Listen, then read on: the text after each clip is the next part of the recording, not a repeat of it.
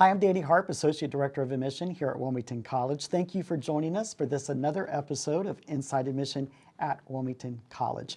Last week we started a series, a 2-week series on athletics here at Wilmington College. This week we dive into part 2.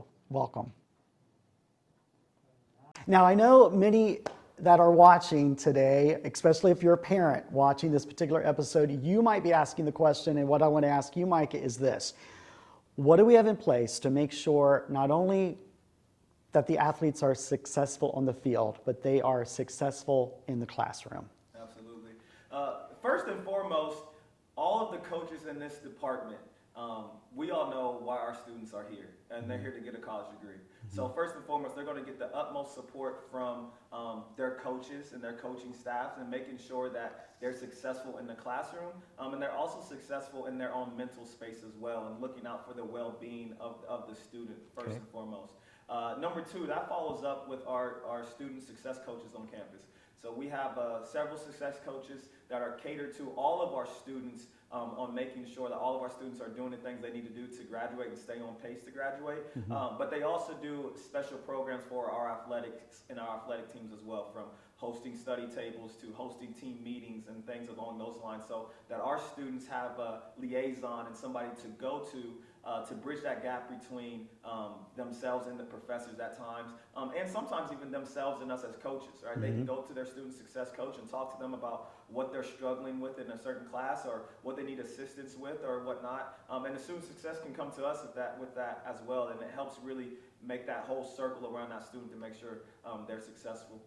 And then the last piece I would just share is you're going to have a collective group of not just your success coaches, and not just your coaches that coach your sport, but a collective of faculty members and other staff members out here at Wilmington College that put an emphasis on just making sure our students are taken care of in all aspects, whether that's Cassie in our psychology department, or whether that's our nurses on campus, or whether that's anybody else who is your education professor, that really makes sure that our students have a unique experience that allows them to be successful. And it's second to none. It honestly is.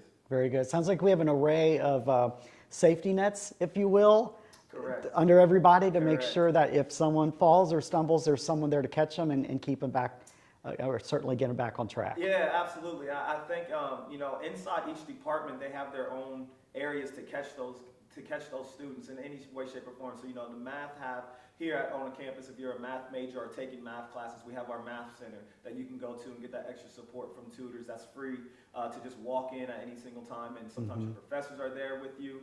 Sometimes they set up with their SI, their student instructor is going to be in there to help you study and prepare for that quiz or test coming up.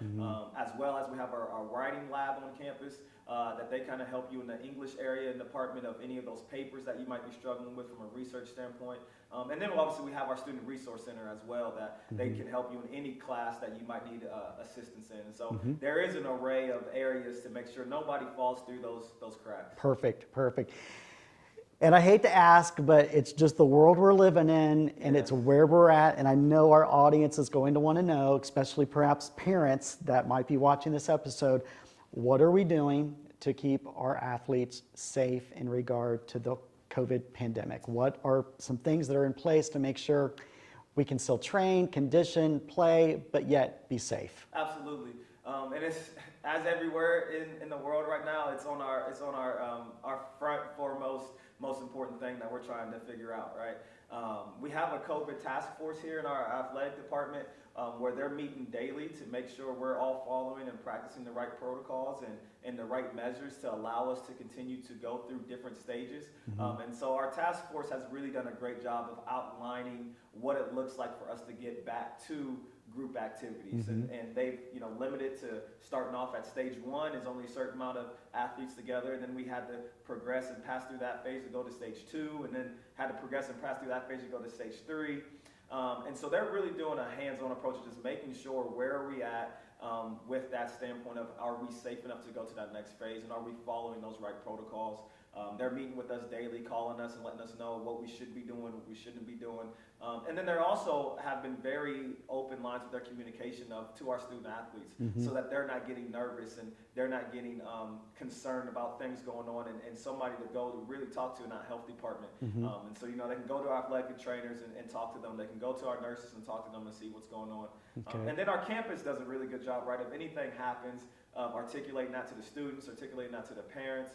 We have places on campus that if you do need to be quarantined, that you will, you can have your own room and still be zoomed into your classes, as well as still checked on by your coaches and other staff and faculty members here.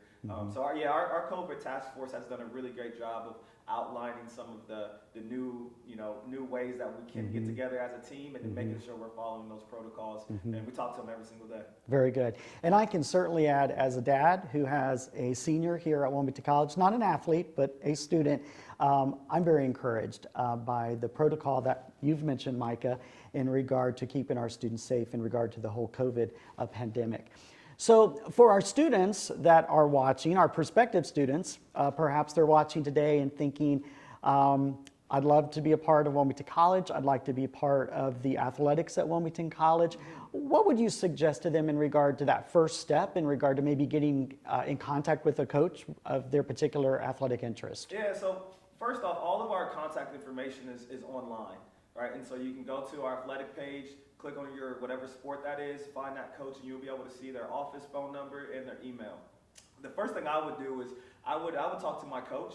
I'll talk to my high school coach or my club team coach, AU, whatever. I'll talk to one of my coaches and have them send an email kind of recommendation letter. Okay. Right? And kind of just have them introduce me, let them, it doesn't have to be long and elaborate, but something to get that coach's eye from a coach really stands out. And it looks different than coming from a parent. It looks different than even coming from you at first. And just if a coach can speak on your behalf, that goes a long way. Okay. And then after your coach did that, I would follow up with a short introductory email, as well as some highlights. We love to see film of, okay, what are you good at? A short 2 to 3 minute highlight clip doesn't tell us the whole story, but at least gives us an eye to catch and something to catch our eye, right? To see that, okay, this is what this athlete could bring. This is what this athlete's good at. If you combine those two things together, I definitely think you'll get a coach's eye and get that attention to start that conversation and start that communication. Okay, perfect. Well, Micah, thank you so much for your time. Appreciate the information that you've shared with our audience today, and thank you for joining us for again another episode of Inside Admission here at Wilmington College. We'll see you next week.